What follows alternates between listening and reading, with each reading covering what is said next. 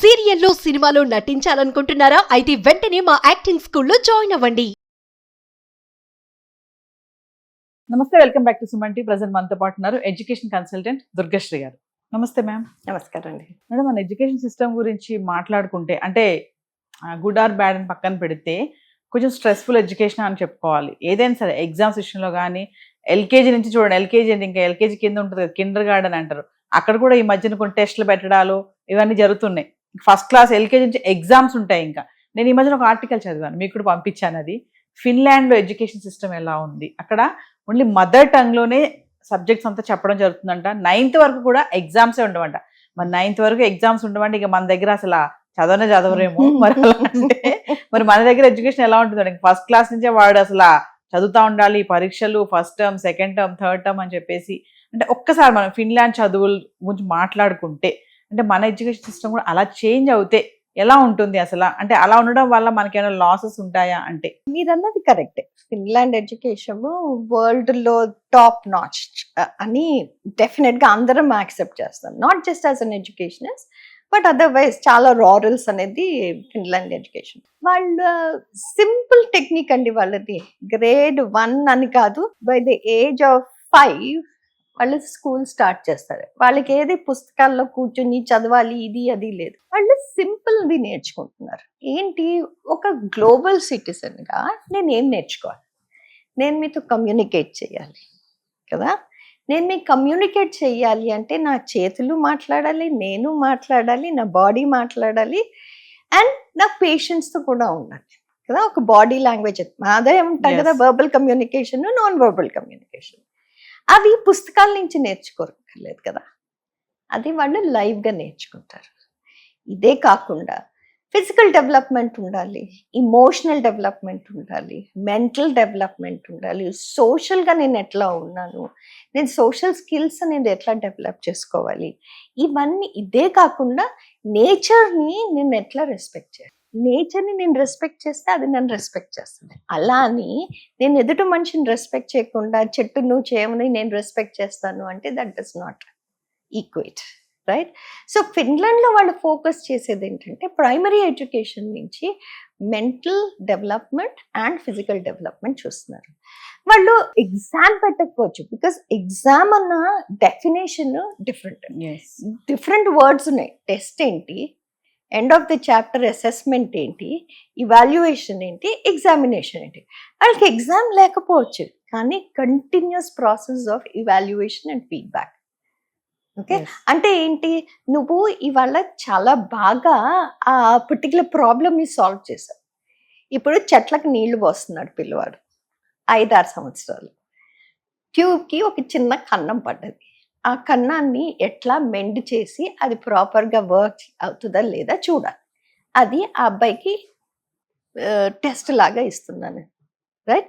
దాంట్లో ఏమైనా రాత ఏమీ లేదు కదా, అది కామన్ సెన్స్. వెళ్ళి ఒక టేప్ తీసుకురావాలి. ఆ టేప్ ఎక్కడ ఉంటుందో తెలియాలి, ఎలాంటి టేప్ వాడాలో తెలియాలి, సిజర్స్ ఎట్లా వాడాలో తెలియాలి, నాకు హెల్ప్ కావాలా లేదా, నాకు అడల్ట్ సూపర్విజన్ కావాలా లేదా, ఇవన్నీ ఎవరు డిసైడ్ చేస్తున్నాడు? ఆ పిల్లవాడు డిసైడ్ చేస్తున్నాడు. నేను as an adult I'm only observing the child. Is this possible? It is possible. కాకపోతే మనకేంటి, ఒక సిజర్స్ ఇవ్వాలంటే పిల్లలకి అమ్మ గుచ్చేసుకుంటారేమో భయం, రైట్? ఎప్పుడన్నా మనం కత్తి ఇచ్చి చూసామా పిల్లలకి, చిన్నపిల్లలకి అమ్మో ఎక్కడ కోసేసుకుంటారో భయం కదా. సో ఓకే, ఇప్పుడు కోసుకుంటారు, వాళ్ళే నేర్చుకుంటారు కదా. అలా ఏమి వేళ్ళు కోసేసుకోవటం కాదు కదా. నేర్పించాలి అంటే మనం కొంచెం రిస్క్ తీసుకోవాలి. కొంచెం చేంజ్ అవుతుంది, మరీ అంత చేంజ్ అవ్వట్లేదు మన ఎడ్యుకేషన్ సిస్టంలో. బికాస్ కొత్త ఎడ్యుకేషన్ పాలసీనే చెప్తుంది మీరు ఎగ్జామ్స్ కంటిన్యూస్గా పెట్టక్కర్లేదు, కాకపోతే ఇవాల్యుయేషన్, వాళ్ళని కాన్స్టెంట్గా ఇవాల్యుయేట్ చేస్తూ వాళ్ళకి ఫీడ్బ్యాక్ ఇస్తూ ఉంటుందండి. అది బుక్లో ఉంది, మనకి మన పాలసీలో ఉంది, కాకపోతే అది ఇంప్లిమెంటేషన్కి వచ్చే కానీ ఎగ్జామ్ అనొచ్చు. ఎగ్జామ్ అన్న డెఫినేషన్కి అసెస్మెంట్ అన్న డెఫినేషన్కి చాలా దూరం ఉంది. ఆ మీనింగ్స్ డిఫరెంట్ ఉన్నాయి. బట్ మనోళ్ళు ఏంటి, ఆ రెండు కలిపేసి ఇంకొక కిచడీగా తయారు చేసుకోవాలి. మీరు అన్నారు కదా 9th వరకు వాళ్ళకి ఎగ్జామ్ లేదు అని, కాకపోతే కాన్స్టెంట్ గా వాళ్ళకి ఏదో ఒకటి నేర్చుకుంటున్నారు. బుక్స్ ఉన్నాయి, వాళ్ళు 7th వచ్చేంత వరకు బుక్స్ ఉపయోగించవలసిన అవసరం లేదనిపిస్తుంది వాళ్ళకి. దాని తర్వాత మెల్లిగా కాన్సెప్ట్స్ నేర్పిస్తున్నారు. ఎందుకు హ్యాండ్స్ ఆన్ ఎక్స్పీరియన్సే కాదు, థియరీ కూడా నేర్చుకోవాలని కొంచెం నేర్చుకుంటున్నారు. 9th వరకు వాళ్ళు ఏ ఎగ్జామ్స్ రాయరు, ఓన్లీ మెట్రికులేషన్ 10, 11, 12. అది కూడా ఎందుకు, యూనివర్సిటీకి వెళ్ళాలి పిల్లలు, అందుకు కెరియర్ పరంగా వాళ్ళు నేర్చుకోవాలి కదా. అందుకని వాళ్ళు మెట్రికులేషన్ లో ఎగ్జామ్ రాయవలసి వస్తుంది. అంతవరకు వాళ్ళు ఏంటి, by the end of 9th grade వాళ్ళు ఈ టాపిక్స్ అన్ని నేర్చుకుని ఉండాలి, ఈ స్కిల్స్ అన్ని నేర్చుకుని ఉండాలి. అప్పుడు కానీ వాళ్ళు 10th కి ఎగ్జామ్ రాయలేకపోతారు. అంటే ఎంత సిస్టమ్ ఇన్నోవేట్ చేసుకుంటూ వెళ్ళాలి, ఎంత స్ట్రాంగ్ గా ఉండాలి curriculum, that to the end of grade 9 the child is ready to get in to year 10. ఇంకా మదర్ టంగ్ లోనే ఎడ్యుకేషన్, చదువులు కూడా మాతృభాషలోనే. ఇక మన దగ్గర అయితే అసలు మదర్ టంగ్ ఇప్పుడు ఎక్కడ ఎవరికి, తెలుగు మాట్లాడే వాళ్ళు తక్కువ, రాదు అసలు తెలుగు అంటే. మరి ఇక మదర్ టంగ్ లో ఆ లాంగ్వేజ్ లో చదివిస్తే ఇంకా అసలు ఎలా ఉంటుంది మేడం? మనకి ఒక పెద్ద అడ్వాంటేజ్ అండి ఇండియాలో. నా స్టోరీ నేను మీకు చెప్తాను. నేను మిడిల్ ఈస్ట్ లో చాలా సంవత్సరాలు పనిచేసిన తర్వాత ఆ తెలుగు నాలుక తిరగటం మానేసింది.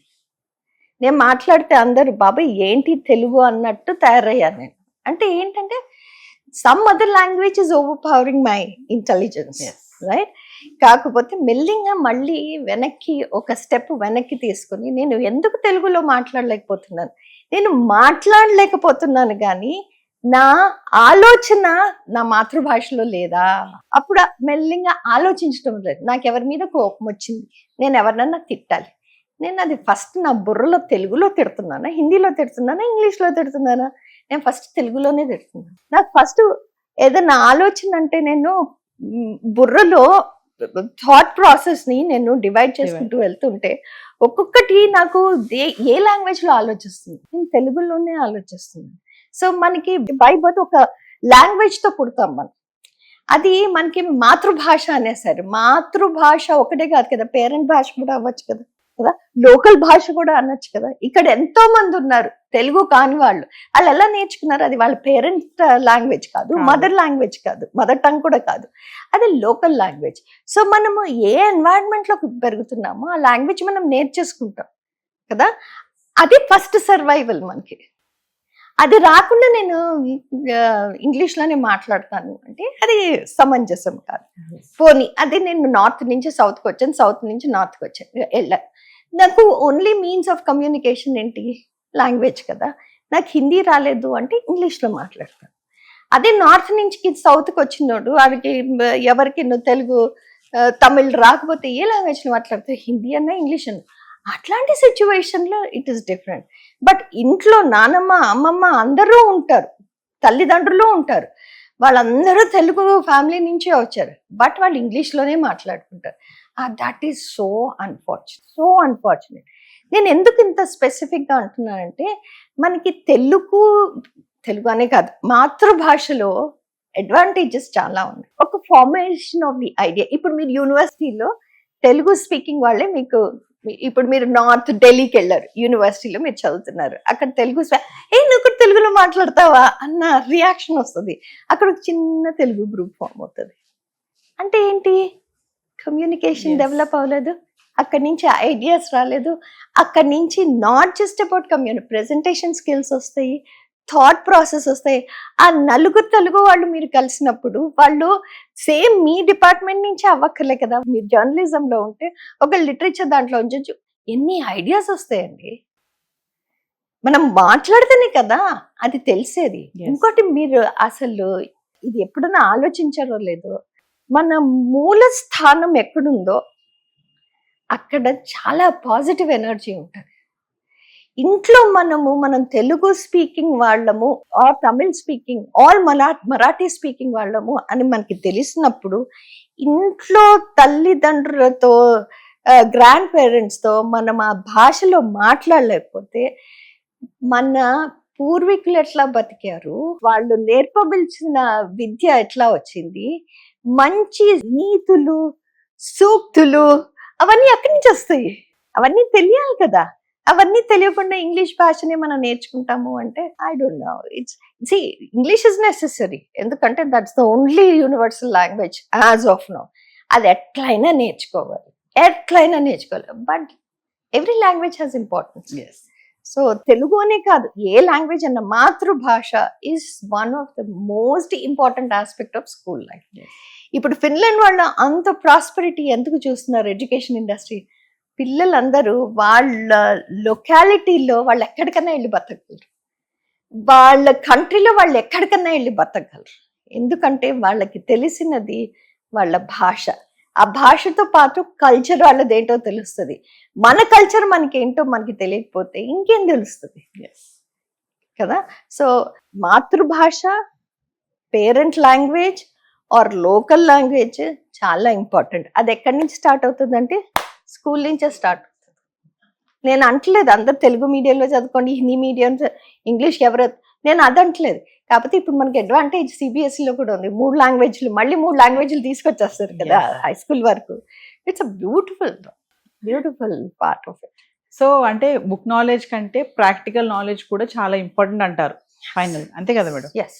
మన వాళ్ళు ఏంటంటే బుక్ నాలెడ్జ్ ఉంటుంది చాలా మంది దగ్గర, అందరు కాదు, కొంతమందికి ప్రాక్టికల్ వాళ్ళని వచ్చి చూపించమంటే చూపించలేరు చాలా మంది. ఇప్పుడు మనమే మాట్లాడుతున్నామండి, నేను మొత్తం ఇంగ్లీష్ లో చెప్పాను అనుకో, మీ వ్యూవర్స్ చూస్తారా? చూడరు కదా. అక్కడే నేను వాళ్ళతో కమ్యూనికేట్ చేయలేదు. ఎస్. మీరు నన్ను ఎందుకు పిలిచారు? నేను తెలుగులో మాట్లాడగలను అన్న ధైర్యము మీకుంది. ఇంగ్లీష్ పదాలు మనం యూజ్ చేసినాను, మనం కమ్యూనికేట్ చేయగలము అని చెప్తున్నాను కదా. ఇప్పుడు మీ ఆడియన్స్ ఈ ప్రోగ్రామ్ చూడలేదు అంటే ఎందుకు చూడలేదు? ఇదంతా ఇంగ్లీష్ లో చెప్తున్నారు బాబు, నాకు అర్థం కావట్లేదు అంటేనే అయిపోయింది కదా అక్కడ, మనం కట్ అయిపోయినట్టే కదా. సో మాతృభాష ఇస్ మాతృభాష. అది మాతృభాష అని ఎందుకన్నారు? చక్కగా మాతృభాషలో మాట్లాడుకుంటే ముచ్చటగా ఉంటుంది, పిల్లలు కూడా నేర్పించు. Thank you. Thank you.